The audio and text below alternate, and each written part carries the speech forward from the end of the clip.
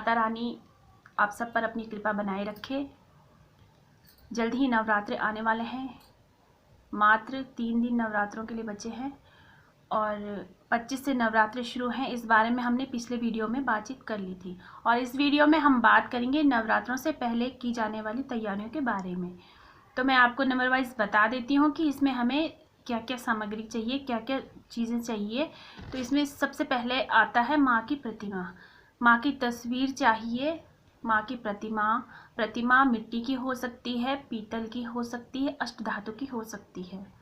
और अगर प्रतिमा नहीं है, मूर्ति नहीं है, तो हम तस्वीर भी रख सकते हैं। और माँ की स्थापना के लिए चाहिए चौकी लकड़ी की। लकड़ी अगर देवदार की हो तो सबसे अच्छा है, और अगर देवदार नहीं मिलता, क्योंकि ज़्यादातर जगह देवदार नहीं मिलता है, तो हम साधारण लकड़ी की चौकी भी रख सकते हैं। ध्यान हमें ये रखना है कि चौकी शुद्ध हो, साफ सुथरी हो। माँ की बड़ी चुन्नी चाहिए लाल रंग की, जटा वाला नारियल, छोटी चुन्नी नारियल के बाहर लपेटने के लिए लाल रंग की, कलश, और कलश के अंदर डालने के लिए हमें चाहिए जल, गंगा जल, अक्षत, 1 रुपये का सिक्का, 1 सुपारी, 2 लौंग, 2 इलायची और अष्टगंध। और कलश के बाहर कलावा चाहिए बांधने के लिए। कलश को हम बिना कलावे के नहीं रखेंगे, उसके बाहर से कलावा बांधते हैं और स्वास्तिक बनाते हैं, जिसके लिए हमें चाहिए रोली। तो और हमें चाहिए फल, आम के पत्ते, पीपल के पत्ते। पीपल के पत्ते अगर नहीं भी मिलते हैं तो हम आम के 5 पत्ते रख सकते हैं, और अगर हमें पंच पल्लव मिल जाते हैं तो सबसे अच्छा है, और नहीं मिलते हैं तो हम आम और पीपल के पत्ते मिक्स करके रख सकते हैं कलश में। इसके अलावा हमें चाहिए जौ। हम खेतरी बोते हैं, जौ बोते हैं, माँ की हरियाली डालते हैं, उसके लिए हमें चाहिए जौ। और जौ बोने के लिए साफ पात्र, मिट्टी का हो तो बहुत अच्छा है, और मिट्टी का नहीं है तो हम अपनी सुविधा अनुसार स्वच्छ पात्र कोई भी ले सकते हैं जिसमें पानी रुके ना।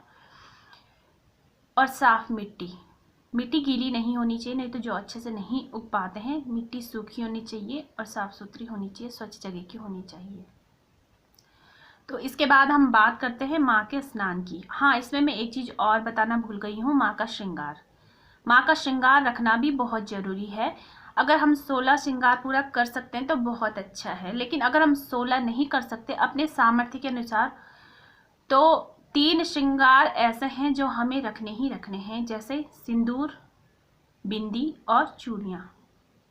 चुनरी तो मैंने बता ही दी है।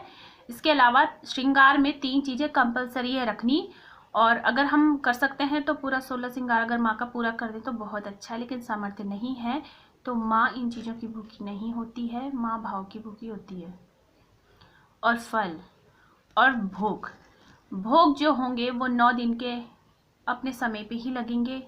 जिस दिन जिस माँ का भोग है, जो भोग है, मैं आपको अगली वीडियो में बताऊंगी, और इन 9 दिन में पूरी कोशिश करूंगी आपके साथ बने रहने की।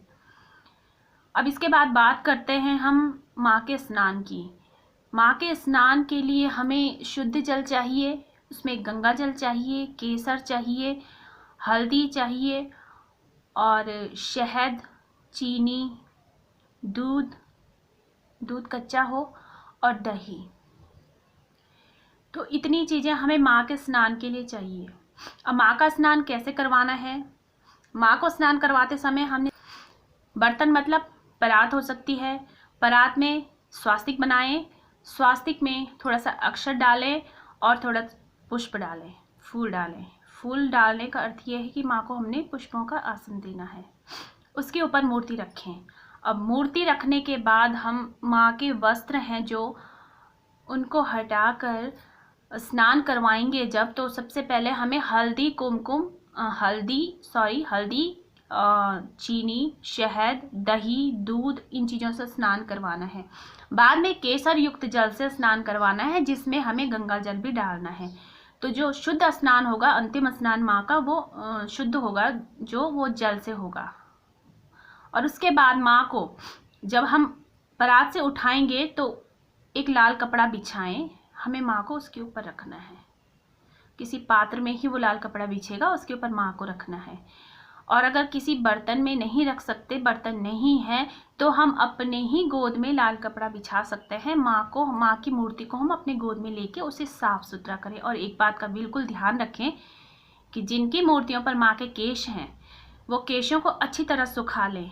गीले केशों के साथ मूर्ति को स्थापित ना करें। केश अच्छे से सुखा लें, माँ को स्वच्छ वस्त्र पहना लें। और ये सारा कार्य 24 तारीख को ही होगा, ताकि 25 को हमें अपनी कलश स्थापना के लिए, जौ बोने के लिए पूरा पर्याप्त समय मिल जाए। क्योंकि जो मुहूर्त है, कलश स्थापना का जो मुहूर्त है वो सुबह का ही है। वो मैंने आपको पिछली वीडियो में बता दिया है।